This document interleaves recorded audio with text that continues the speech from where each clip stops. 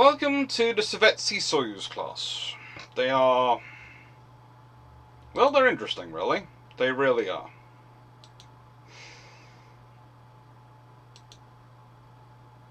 They are never completed. And after this slide, before we even get to the book, the shameless book plug or anything like that, I'm going to show you a UAD video. It's going to be the only Ultimate Admiral Dreadnoughts video section of this long patrol, this key ship. Because in many ways, working through on key ships, and this is one of the things I do, why I do Ultimate Admiral Dreadnoughts and why I do those building of the ships.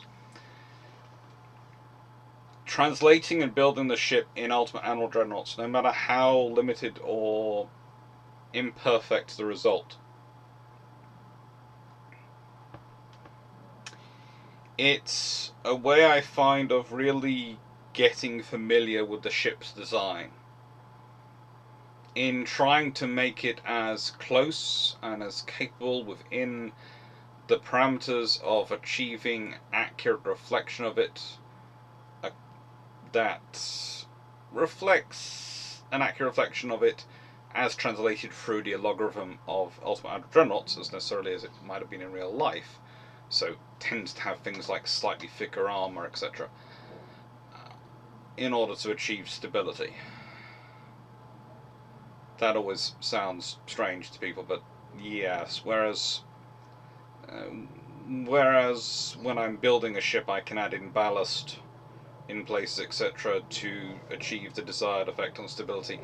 With UAD, you don't really have that factor of control, so one of the best ways to make your vessel more stable is to make the main armor belt and the main deck thicker, and that tends to make it have a smoother motion in water, which makes it better for firing its guns. Because if that's off by too much, and if you do a pure input of results and input of the armor, sometimes you look there and go, that's now unstable on the UAD systems. Well, let's evolve that. So, to achieve accuracy, you have to do some modification. But that's usually not a detraction from the vessel.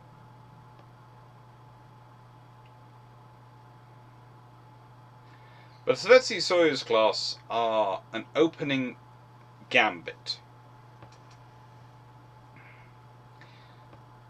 But they're an opening gambit produced in a scenario when the Soviet Union is still recovering and is still going through turmoil. I've covered this in some videos on the Soviet Union, development of the Soviet Navy and the use of the Soviet Navy, and nothing more illustrates this than the fate of these battleships and this class. Nothing more illustrates the issues which the Soviet Union had, both in terms of potential and in terms of reality, than the story, the history of the Sovetsky Soyuz class. And so, I'm going to pass you over to myself and Ultimate Admiral Dreadnoughts now. So,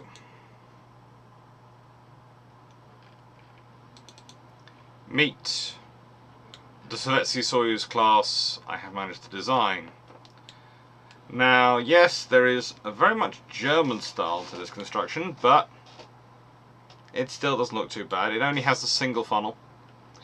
Not two, but that's because, frankly, on this game, I don't think I can make the engines bad enough to require it to use two.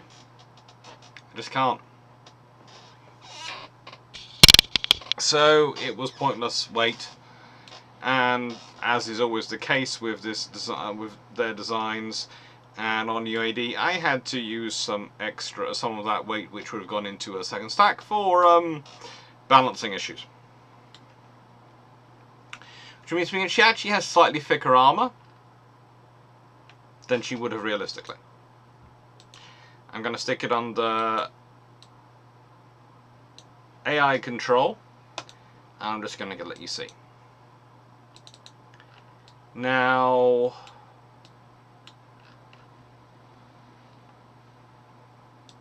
the point that needs to be made is these are not bad ships.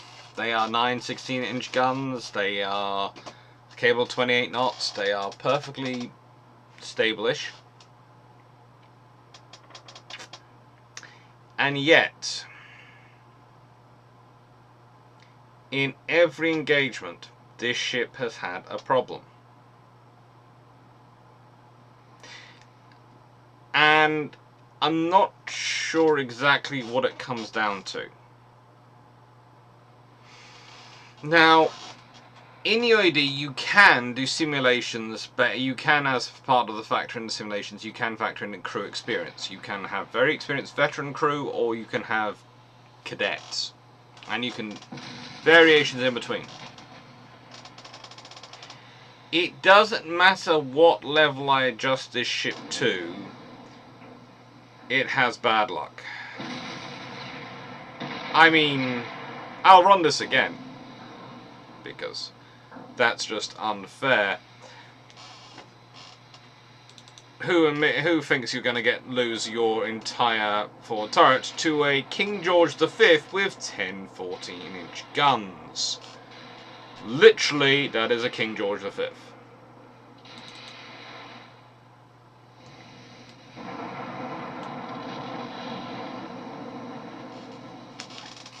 Again, this is a small problem in UAD, that happens. Okay, so this happening once would be something I wouldn't worry about. But with this design, I have not managed to get through a single battle. It has not won a single battle. Whether I even tried one where it outnumbered its opponents. There were 3 of this versus 2 Yamatos. The Yamatos weren't even scratched. I'm not quite sure where the problem comes in, because when you look reading the stats, and I'll be getting into this, when you're looking at the stats, it doesn't look that bad compared to them. And when you play the vessel in World of Warships, it does perfectly fine. But for some reason, in Ultimate Admiral Dreadnoughts, when I run the scenarios through on this, the ship just doesn't work. So, I apologise. I will show you another one before we get into the history of this class, but that is why I won't be using a UAD stuff to really highlight anything with this class, because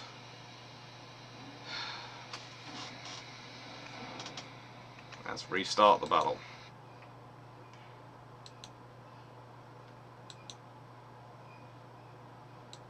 Put you to the full speed so you're able to do that. And speed up. See what happens again this time. There just seems to be a problem with the Soviet ships. Or rather, with the 2 I've been trying to model. I've had a similar issue with the Ganget class that I've been trying to get through and get into scenarios. And well, the Ganget class I can sort of more understand their issues than the Sovetsky Soyuz. There were issues. There certainly are issues. As we'll be discussing with with the construction design of the class. But saying that, they are capable vessels. And okay, I wasn't expecting them to do that well, because if I standardize again for things like crew experience, and so I put them at a realistic level of a crew experience level versus their opponents, they're at a disadvantage in terms of crew experience. And if I standardize for other things, they're at disadvantages. But if I ignore all that and put them to an average level, and make sure their opponents are at the same average level,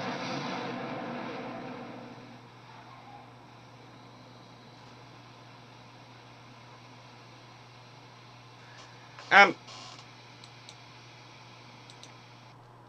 I would like to point out, before people start going, Alex, you've rigged it so it's doing that. No, I haven't. The top armour on top of these turrets is 9.1 inches thick. They've got a 19.5 inches on the side. They've got 16.7 inches on the barbette. That's more than the real life vessel had.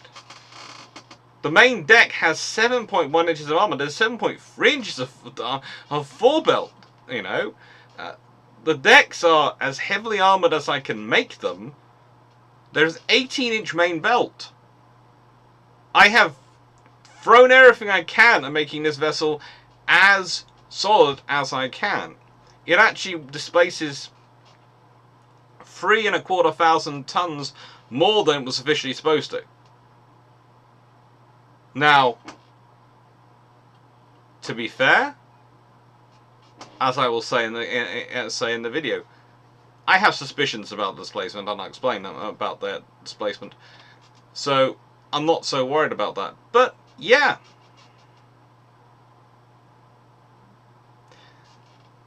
this is on a regular training level. The other ship's crew were on regular as well. So basically, I removed their veterancy advantages, and I put these up to actually 51, slightly better than 50 on the regular level.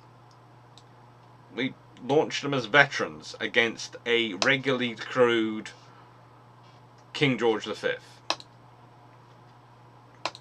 Let's see what happens this time. And perhaps someone can explain to me exactly what the problem is that's happening here. Because this, before anyone starts getting any ideas, is...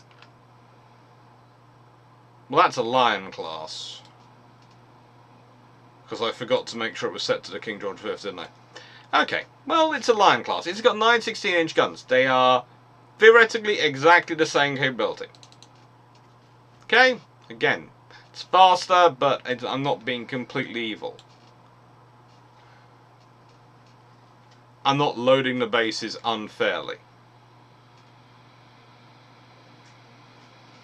They've both got guns which are 16-inch 50 calibers.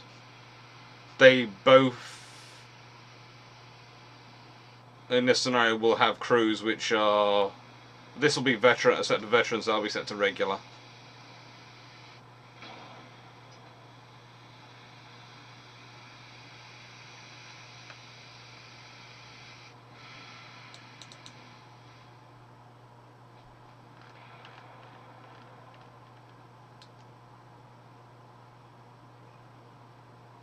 That does look like a very British warship, I have to admit, that design, but we'll leave that to one side. Go back to our Russian, well, theoretically Russian, very German-looking Russian warship. Now engaging in firing range. This design just seems to have the worst luck. I'll be saying this and it'll win its first battle, but that's why I'm not going to use UAD demonstrations really for this design, because A, it looks far too German in comparison to the other design options, and B, I wouldn't... if there was a chance at winning, I have no qualms about using it. But the fact it's lost every single battle I've run with it. Every single battle. Every single time. And I've run a lot. Honestly, I didn't... when I put the design through the other software I use for testing the designs out in the other games, I have never seen a ship come up with a lower score. So I'm not sure where the issues are in the design. I've kept it as faithful to the emphasis of the Soviet design as I possibly could. And it is just...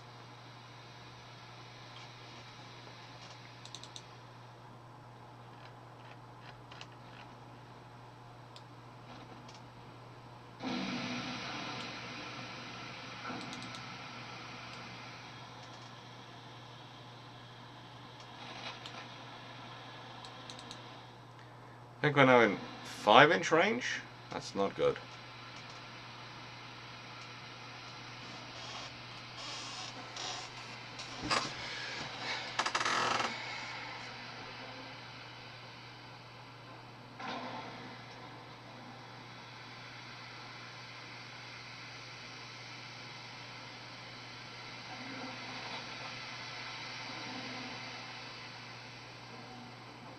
I don't know why. I don't know what the problems are, but there seems to be something throwing off the balance of the ship in UAD and in other scenarios where this vessel, their stats are used.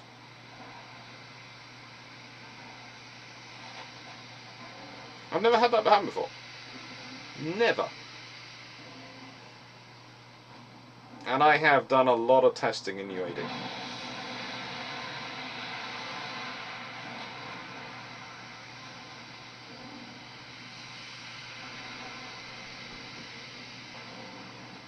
A lot of testing in UAD.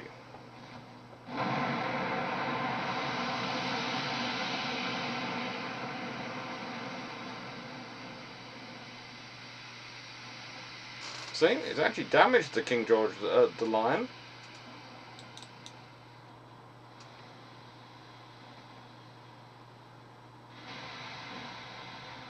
See, it has damaged the Lion.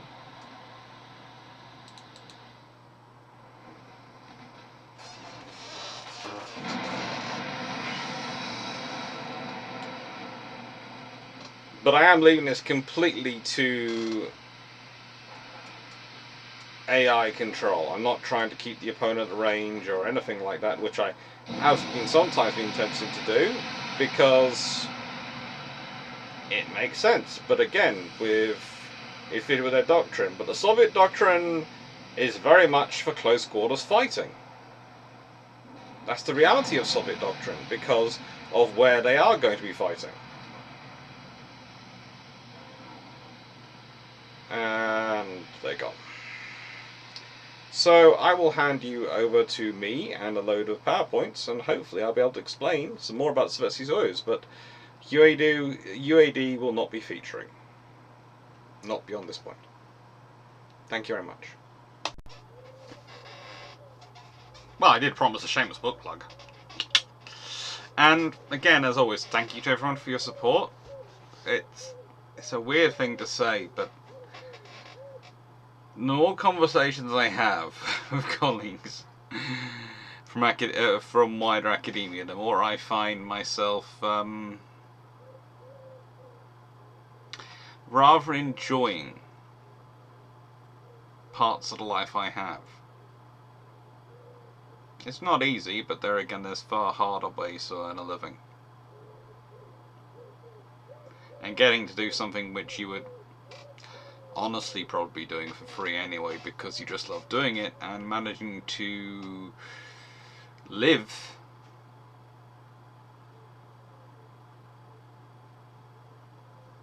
that's a good thing, and that's down to your support. So thank you.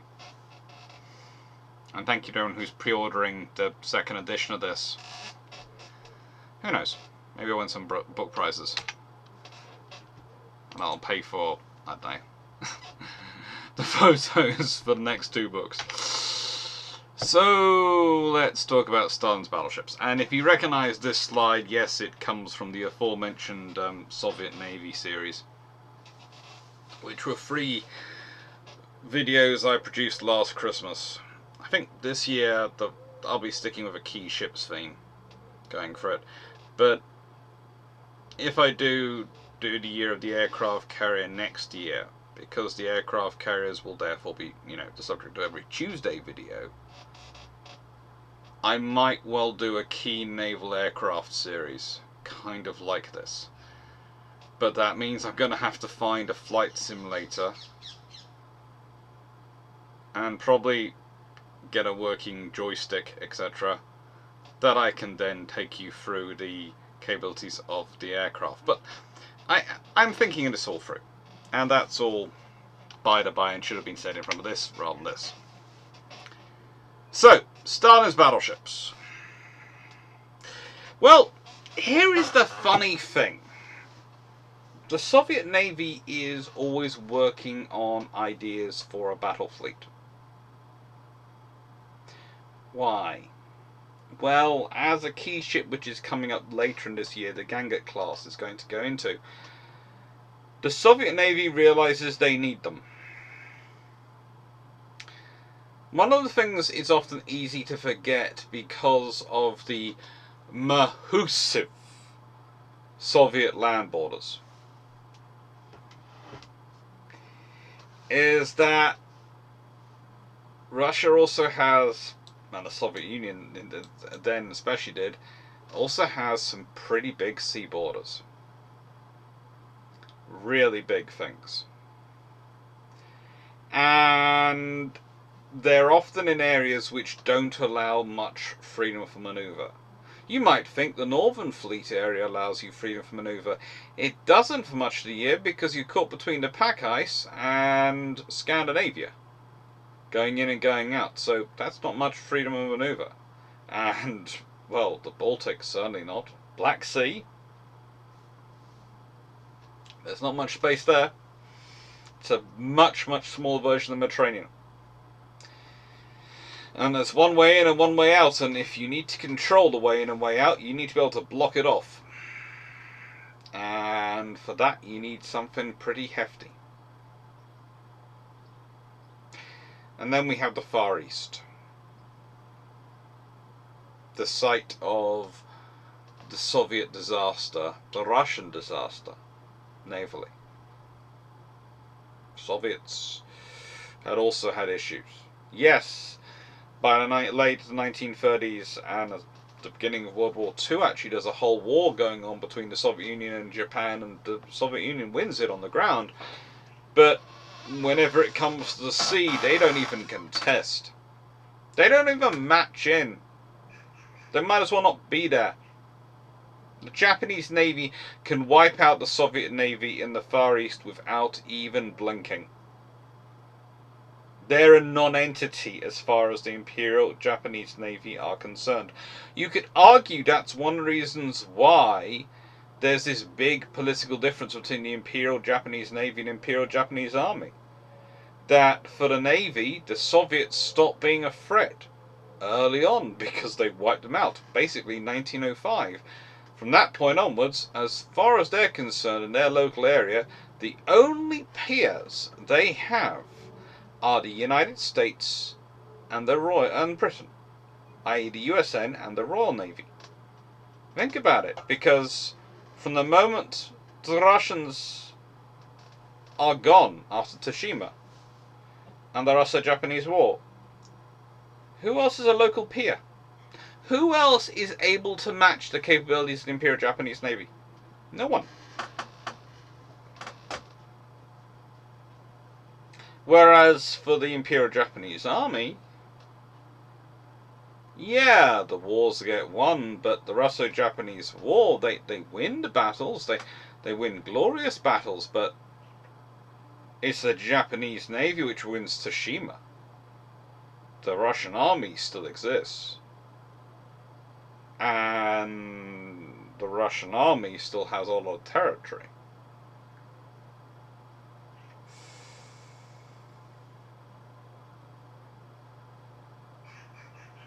So yes, there is still a very big problem in the Far East from both sides.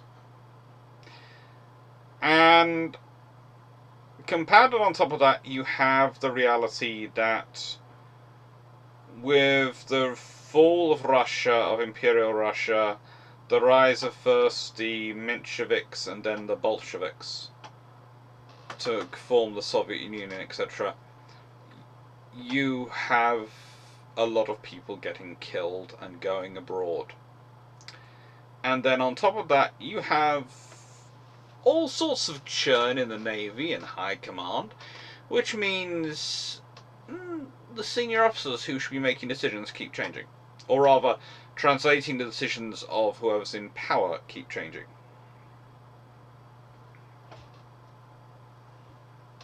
There are various 5-year plans. This is the one from August. That's the one from 1945. Plan for 1945 in 1938. And this is why August 1939 is differential. You have battle cruisers appear at this point. Project 69. Battle cruisers in the 39. But the thing is, The Project 23 battleships were planned from the very beginning. 21 originally. Then it's supposed to drop down to 15 and 10 battle cruisers and 3 old battleships. Still in service, planned for 1947.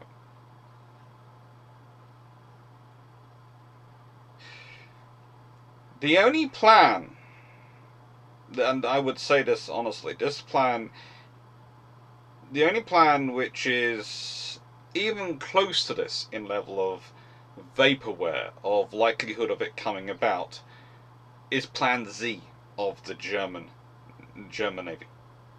That plan is equivalently vaporware. For similar reasons.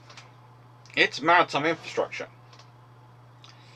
But the Soviet Union cannot hold to blame the Treaty of Versailles. They can't point to the Royal Navy and the plans of British diplomats and go, you scuppered us! You destroyed our ability to do this. And honestly, when the Germans do that to the Royal Navy, the Royal Navy's going, yeah? That was our entire war aim in World War I, to stop you ever being able to do that again once we started war. So once war started. You thought we weren't going to carry it on to the ending treaty? You know, it's brilliant. It's one of the reasons why when people turn around and go, yes, the Germans could build this fleet by whenever, 1948, I go, well, maybe 1958, not 48. They'd have to invest in a whole lot of infrastructure, and they'd basically have to strip funds from the army, from the air force, from everyone to pay for it. It's the same with the Soviet Union. But the thing is, they start lying to themselves about their capabilities so much earlier. It's the one really great thing about dictatorships. They produce these great big statistics. These things where they claim all sorts of capabilities, all sorts of things. And you sit there and go, that sounds amazing. And it does. But then you look at the actual stats and you go, they're not doing anything close to that. But it sounds really good. There is, though, always a group of people who like to believe dictatorships. They like to believe, well, let's be honest, usually it's strong men, but whoever, you know, all of these leaders' images and their statements of how much power, you know, their country is, how well they're doing, how clean, how lovely and neat and orderly it looks, all those things. It's full of lies. And the classic example of this is this plan.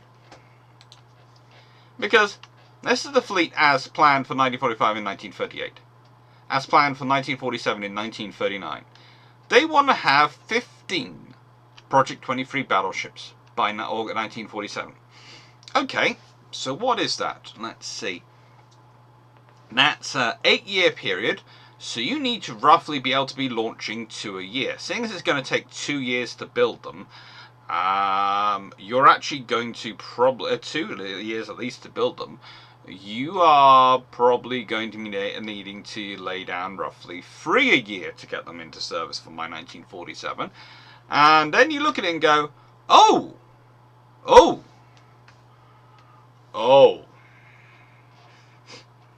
that's not good. I mean, one of them was cancelled before war even began for the Soviet Union, in terms of Germany invading them, because of the poor quality of rivets in her construction. The Sovetsky Soyuz. And then we look at the Sovetsky Soyuz, which is being built in Leningrad by not a small yard, not a poor yard, in terms of its status and theoretical capabilities, and yet it actually started in January 1939, because, to be fair, when it officially started, the slipway wasn't yet completed. And by 1941, only 21.18% had actually been completed. I've put in a projected commissioning date of 1946 for that one. That's me being tremendously generous. And presuming they actually managed to keep some kind of progress going. But roughly, I'm saying, you know, look, yeah, it's been roughly 18 months. They've got roughly 20% completed. You know, let's say they keep it on pace. It gets less complicated at certain points because you're building stuff which you've already built and you've got design standardized. So, yeah, let's say 1946. But that's me being very generous. The Sovetsky Ukraine, we know, does start on the 31st of October 1938. We know it does. And yet, she, by the outbreak of war in 1941, is at less than 18% complete. I know, you would have done a better job. So, this is a massive problem. When talking about this class, when talking about all these things, this is a massive problem. The Soviet Union has ambitions, but they can't really deliver on them. Stalin has the ambitions, and I'm sure, I cannot imagine anyone telling Stalin no. But there is a problem with that. They don't tell him no, but they also don't tell him the truth of what's going on. They don't tell him what's happening. And that's a problem. That's a real problem. Because if he doesn't know the truth about what's happening, how can he be in charge of anything, really? And that's the ultimate problem for a dictatorship. The dictator has the image of being in charge. The image. But they don't have the reality. But still, this is a key class to consider because the thing is, whilst they were being so slow to build, they're actually a class which is having a big and profound impact upon their neighbours. They're causing Turkey to consider whether they should order battleships. They were causing Germany real worries. And let's be honest, if this had been further along, if any of this class had managed to actually be laid down when they had first started putting together projects of what to construct for battleships, i.e. if they'd started Project 21 back in 1935, a simpler design and a more straightforward design. If they had started then, well, they could well have entered the water. And then Japan could be justifying their needs by basing going, look, Soviet Union's building up. Everyone knows we have to worry about them. Which, yes, is not going to make the British or the Americans happy. But also it means the Japanese could have probably done a far more open warlike construction and build up without also America or Britain being able to claim they were violating treaties, because the Japanese asterisk added in under all the escalator clauses was always the Soviet Union. It was always Russia, because of their threats to Japan. Now, what I love about this picture is the fact that the people who give us some of the most accurate updates as to the progress of these ships are not the Soviets. It's the Germans, who were very keen in watching them. They were very obsessed. Precious reconnaissance assets were regularly sent to go oversee them. And so we have a whole slew of pictures like this to show what's going on in their construction and their deconstruction. Because a lot of them were deconstructed as the Germans got closer, to use their material to build stronger and stronger defensive positions around the cities they were being built in. And nothing truly demonstrates really the mentality of the war on the Eastern Front than better than the fact that naval assets could be got rid of. They could be dismantled.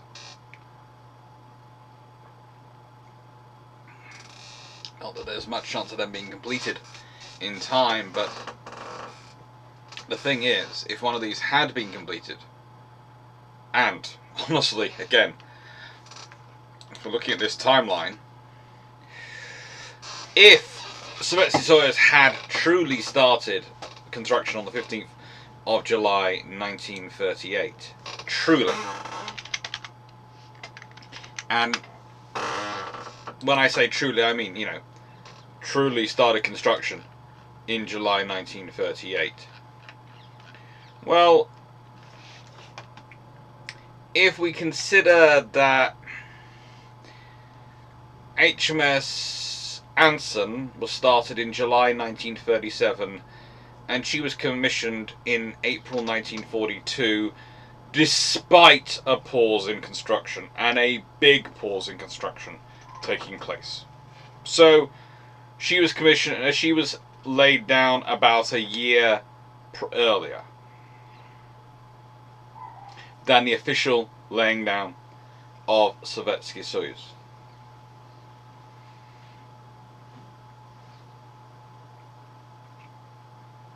So without a delay, honestly, you'd expect them to be being commissioned 3 years, 2-3 years after construction starts. And so that means, theoretically, if they're built in any other yard, they should have been, they've been built in Britain or America, it's been 2 to 3 years, it would have been 1941. They'd have been available for the Soviet forces when the invasion happened. How would that have affected the invasion? Well, more importantly, how would it have affected the Germans' view on the invasion? Because if you consider the Baltic, etc., those are not areas where you need a lot of naval force to be very dominant. The Soviets have a capable air arm, they have capable aircraft, they will chuck a lot of aircraft up into the air. It's one of the less talked about things of the whole Eastern Front, is that the Soviet air forces were not incapable of fending off the Luftwaffe. In fact, they were often fairly decent at it when they were being properly supplied. Logistics, as always, is the governor.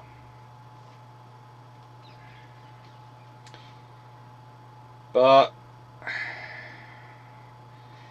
they didn't have the capacity. And this is also a difference which is worthwhile thinking about when we're talking about the Soviet shipyards and the cost of building capital ships for the Soviets versus building capital ships for Britain and America. This is something which isn't necessarily considered enough when we're talking about the construction, because I see it when I see comments comparing construction of battleships to modern day aircraft carriers. And I've seen a couple of those recently, including one which was quite a thorough one, which is going, battleships end up 100,000 tons. Look at how few 100,000 ton aircraft carriers the US Navy has and all the budget they have. Well, there's 3 similar problems there. 1, there's only 1 yard which can build those ships. 2, the US technically are theoretically paying a premium so that yard maintains extra capacity so it could build faster.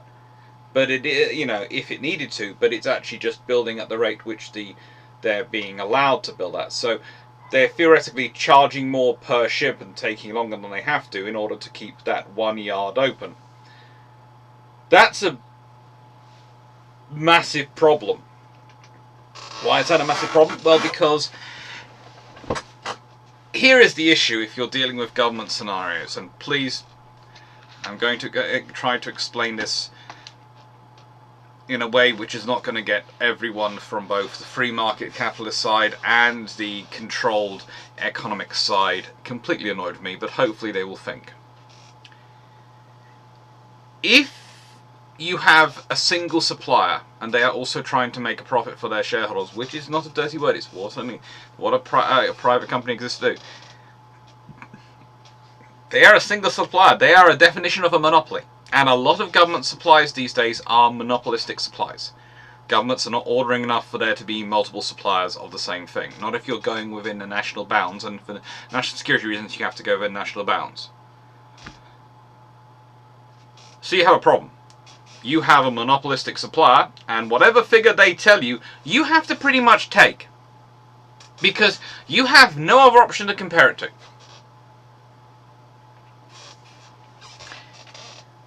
Now, how does this have a differential compared to in the period we're talking about? Well, if we just consider the King George V class again, who were they built by? Vickers Armstrong, Camel Laird, John Brown, Swan Hunter, Fairfield's Govan. 5 different yards, and they haven't even opened up or used one of the naval, the royal dockyards to build these ships. They've just gone to commercial builders. And there were 5. So imagine if one of those yards said, you know what, we're going to charge X £100 million for that ship. They would have to make sure that was agreed with all the other 4 yards for them to do it. And in the nicest way, the chances are those yards, well, someone would leak it. Especially if it's multiple yards. Because you have to involve a lot more people into it. And it would leak out to the Navy. But what's even worse is when you consider, because the Royal Navy has their own royal dockyards they can build ships in, and there are more yards than just those 5 they can go to build battleships, you can't really get away with that. There are a plurality of options, so it keeps the cost down. That is when it's good to have, when people start talking about having the benefits of private industry and all those things. Yes, when there's competition. When there is competition, capitalism and that sort of free market economy can be pretty good. When there is enough demand to create enough supply, to require enough supply, that there are going to be multiple suppliers, you have competition, which is good. When you don't have that, you're in trouble and things get very expensive. So we cannot actually look at our costs today and then go back and think about the costs of the ships in the 1940s and those sort of things. It doesn't really transfer along that way. It isn't really, massively as expensive. Added to that, ships in the 1940s did not have the huge amount of electronic systems and other programs and coding in, which also tend to get all sorts of profit margins because you have all sorts of companies involved in them. It just gets very expensive. But industrially wise, the Soviet Union is going to 4 yards, none of which have built battleships before. This is going to be their first battleships. Or rather, when I say none have built battleships before, battleship might have been built on that site before, but the odds of anyone being alive or in a position of authority in that yard who was actually in a position of authority and actually in charge of that yard or able to understand what was needed to be done in that yard when they previously built a battleship is very, very low. And even if they are, the best they might have built would be a Gangat, which is not exactly the world's greatest dreadnought, and it's a long way back. So, in Britain, they could turn around to multiple yards and go, build a battleship. They build a battleship. We know about the King George V class. We know about their issues with their turrets, with the quadruple turrets. There were no issues with their rivets, though. There were no issues with their hull plating, no issues with their framing, no issues with their engines and the systems being put in. All those things. Quadruple turrets, which are incredibly complicated things. They're the period down equivalent of almost sending a man to the moon. That's, they are that tippy-toppy end of engineering. Yeah, that they managed to muck up. And yes, making that decision was stupid.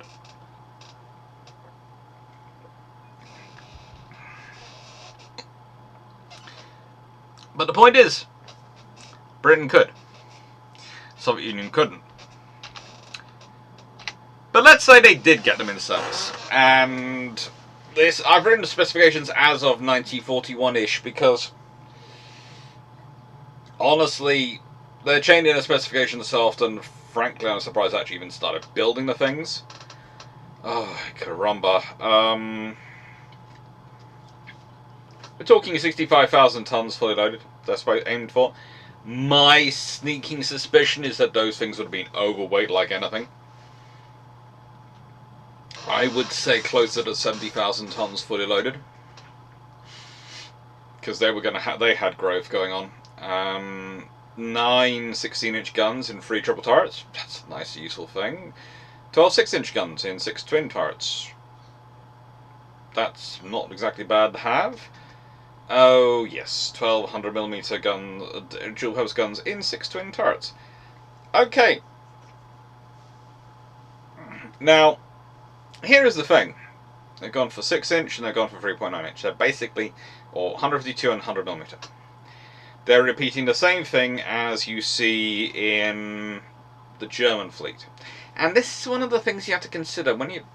One of the reasons why UAD have gone for a very German-looking Soviet Navy is because the Germans were, as I've said, a key part of their doctrine, of the naval procurement arm of people they went to. The Germans and the Italians.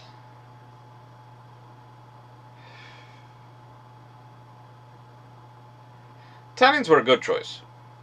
Germans, design-wise, the Germans have troubles. You see, the Germans have a very focus on what would be called exceptional engineering. The trouble is,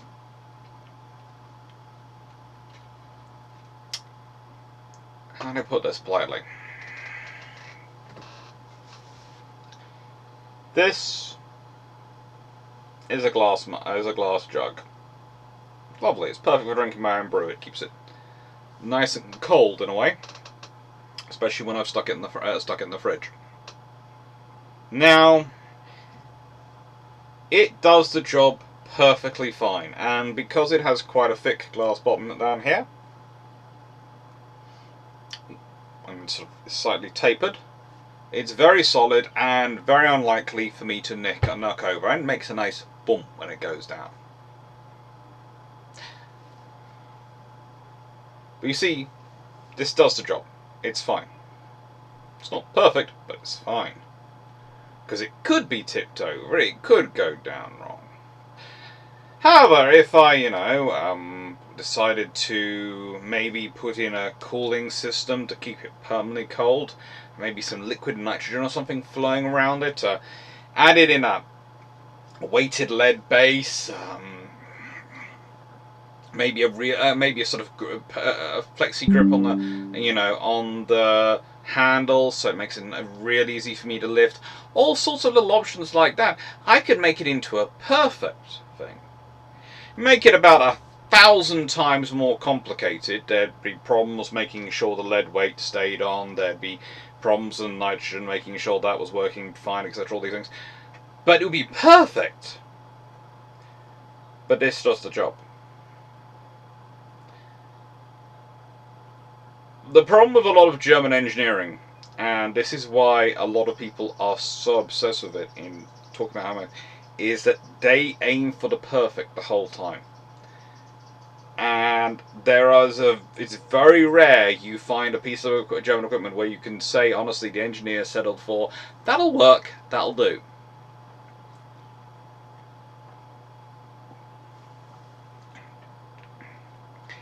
And the thing is, that's hard enough to deliver when you have the German level of engineering support and maritime infrastructure. And let's be honest, Bismarck and Tirpitz are not the most efficient designs in the world. Probably the best example of German designs is the Scharnhorst and Gneisenau.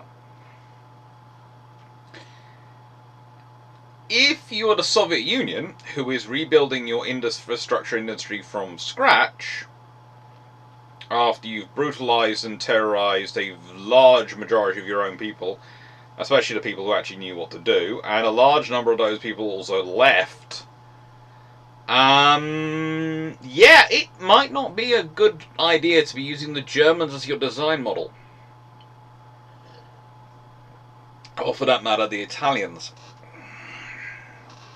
who tend to make their vessels very artistic. Well thought through, but artistic. They have lines and they require complicated welding. and riveting and shaping. If you want to have a good example of that, have a look at the Littorios. Look at some of the shapes and lines they achieve with them. They're gorgeous, beautiful. They're not easy. You know, artistic flourishes like that actually add complexity and time taken to build your ship.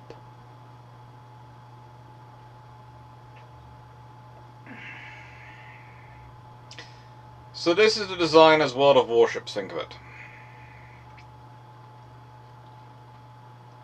I think it fits. I'm not sure why they are a double stack arrangement for a 28 knot vessel in this time period. I have worked through it in various systems, and honestly my assumption is if their top speed is 28 knots, they must have some of the most inefficient gearing and engines for any nation at the time. Again, that's not impossible.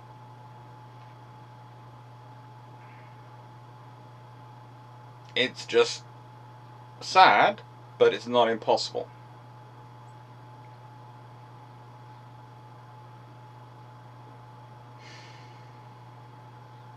So what's their purpose? Why does Stalin want these? Does Stalin really just want battleships? And I've got into this before, but I'm going to get into this now.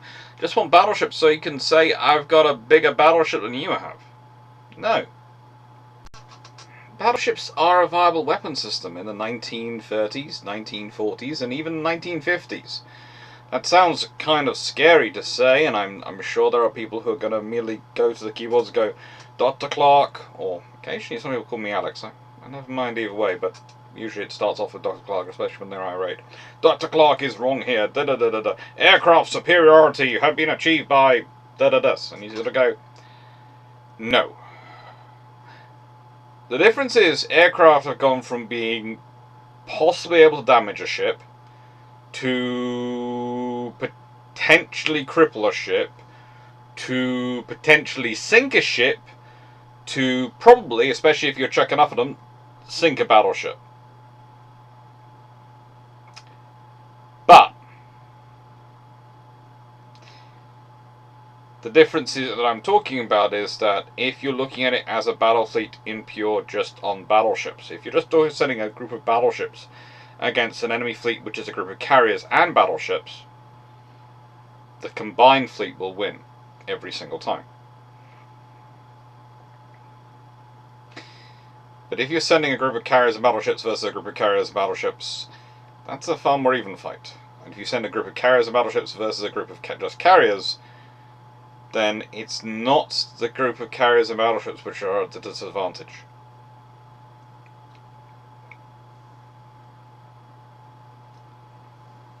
Battleships are still very efficient ship-killing weapons.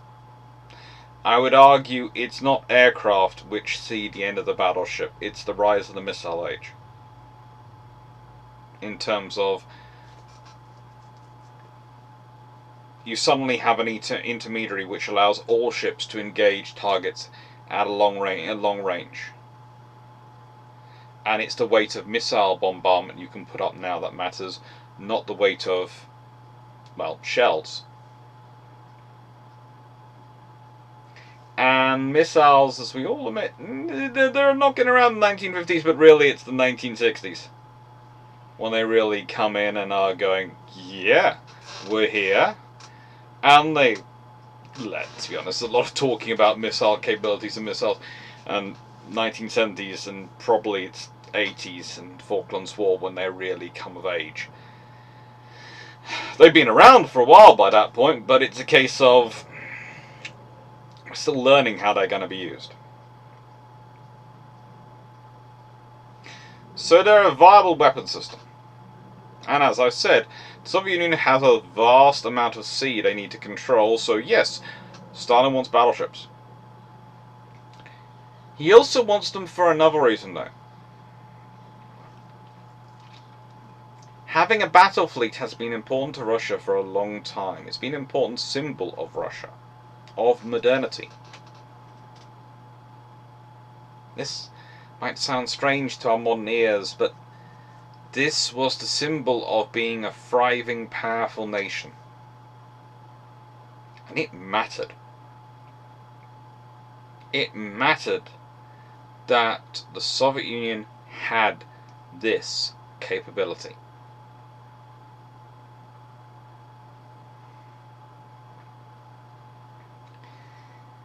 Personally, though, well,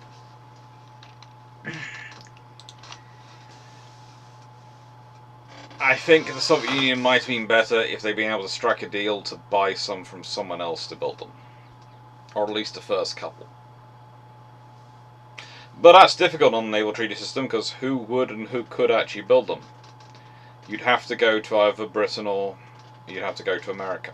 That's the only way they're going to get them in time when we consider their pace of construction. But let's say war holds off, Stalin's health stays good, and they actually crack on and build some. What happens? What happens? Well, I don't think they get too many of them. Honestly, I think they'd get a batch of these in service, they'd finish off whatever they were building of them, and then they'd work on something else. Hopefully learning from their mistakes. And it's always a nice way to learn from your mistakes by then launching to building something else, because you can put all your mistakes, you can correct all your mistakes in your design, and then you can make new mistakes. It's brilliant.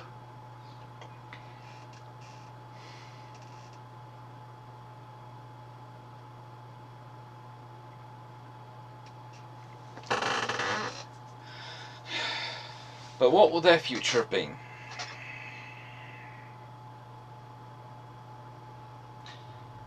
Well, there would have been something which everyone would have to take into account.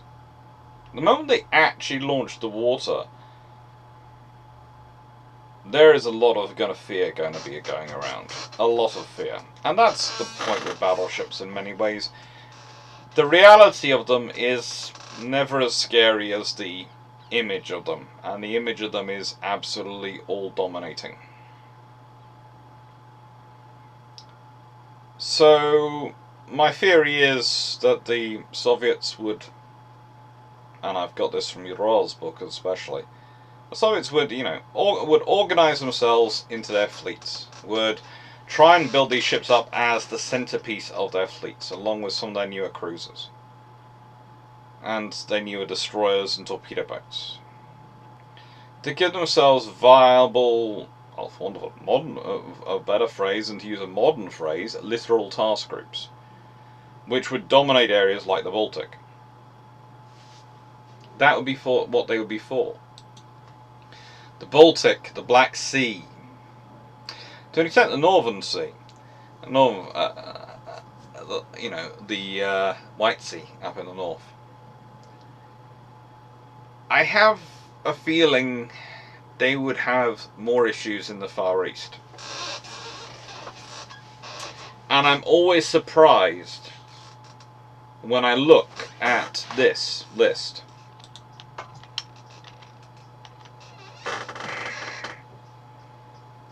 It's Baltic, Black Sea, Northern Fleet, Baltic.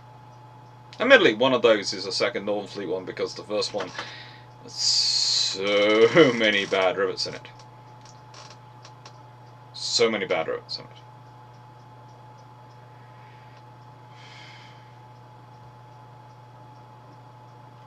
But they haven't put anything in the Pacific. Not at this point. And that's no doubt a reflection of the infrastructure they have over there and the industry they have available. But it should also act as a warning in many regards for the Soviet Union. Their side which is weakest to naval attack, their side which has in the past suffered the most due to naval warfare, is the side they can least support. So yeah, they'll be built in those waters, but I'm not sure if they will end up in those waters. I wouldn't be surprised if the Soviet Union builds up their strength and then deploys a force to the Far East. The idea being they secure themselves. I think if in a later conflict, if World War II does hold off till 1948, etc., I would hope myself that the Soviet Union's capabilities in terms of battleships would mean that they could eschew getting involved for those battleships' sake. Because when you look at the ships which were being built, and which could have been built, the fact is, the British and the Americans, even the Iowas to an extent, are not either of them going at full trot in battleship capabilities. War holds off for longer. They see Japan produce the Yamatos. The British think they're 17-inch guns. The Americans aren't quite sure if they get actually a good look at it, and in that long length of time, some will get a good look at it, and will know it's an 18-inch gun, or estimate at least it's at least an 18-inch gun. There's going to be a response. Or Japan will announce their 18-inch guns, and they've got 3 of them or 4 of them by that point. There will be a response. And the sheer scope and size of what those two nations could produce. Because we'll be talking about a scenario where both Britain and America got till into the 1940s without actually having to fight a war, but warming up their industries and working up their industries and preparing for war. We all know how big America got when it didn't have to held off war till 1941 and was able to, produce that stuff without being bombed, without being attacked domestically. Britain is going from a slightly higher starting position in terms of maritime infrastructure. It can't build up to quite as vast a level as the Americans because the Americans have more space. But the British can build theirs up quite dramatically. It would have been colossal. And these ships would have been... Well, I hate to think about Stalin's reaction to them. Honestly, I think someone will probably be getting executed for not having just, got him a copy of the Tillman designs. But that would have been, actually no. Thinking about the Tillman designs and the shaping, etc., they might have actually been easier to construct for the Soviet yards. They'd have required more space, but they're having to build them anyway. And that's going to be today's discussion. I would like you to look up the Sovetsky Soyuz design. I would like you to look into it and look at it. And I'd like you to see where you think the Soviets could have gone for an easier design to go for. Myself, I think the Project 21 battleships, the Soviet nail rods, would have been a far better starting point, and they could have started those 2 years earlier. And if they'd started 2 years earlier, as they would have been easier to build, and 2 years earlier, I think you might have seen 1 or 2 of them actually built by the time of World War II. God knows how that affects the war, i.e. by 1941. But, yeah, I think they could have been done. This is one of the later photographs of Sovetski Soyuz.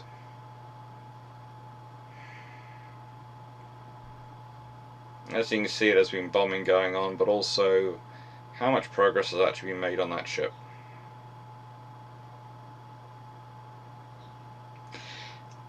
I had an interesting talk recently with someone whose father had worked on constructing battleships in World War II. And he remarked that even when they were ordered to stop, they kept doing something when they could.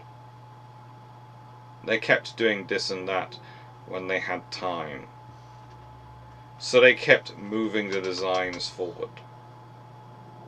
They were committed, but also they had the time.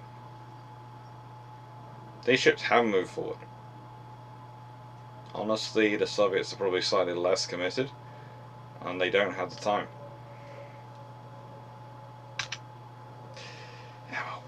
thank you very much for watching. I hope you enjoyed. I hope you found it interesting. Next week we have Dominating World, Tirpitz and the Risk Fleet. That's going to be fun. The Friday video is going to be on the H class of the Germans. And I'm going to be recording that actually probably either today or tomorrow. And I'm going to be trying to be nice. I'm going to be trying to be nice and kind. But honestly,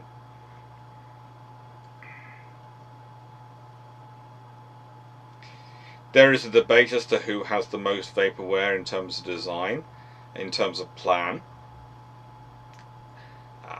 The Germans have a hard limit in terms of their maritime infrastructure because of so much of it was damaged, completely uprooted, dismantled, or just destroyed by the Treaty of Versailles explicitly or consequently.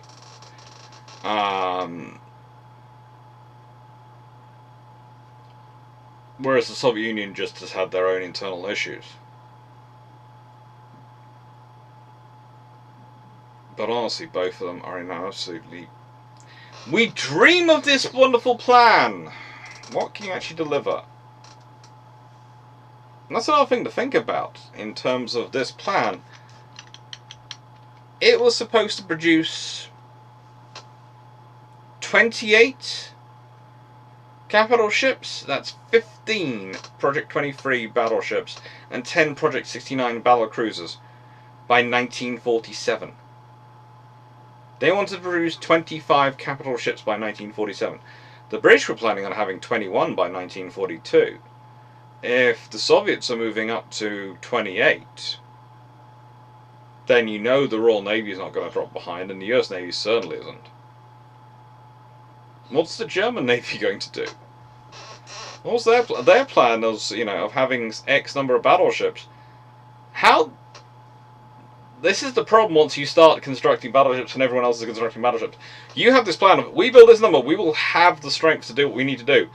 However, if they build that many, they build in response to them, they build in response to them, because Japan will build in response to the Soviet Union, and is building in response to everyone else, very soon your number of battleships which you need to deliver what you want to do has to either grow exponentially, or what you can do becomes much, much smaller. And that is a very real factor in this scenario, in this history. Alright. Thank you very much for watching, and that's probably a sneak peek of what's going to come up when talking about the Risk Fleet strategy. And hope you had a good Friday, and hope you have a good Friday evening.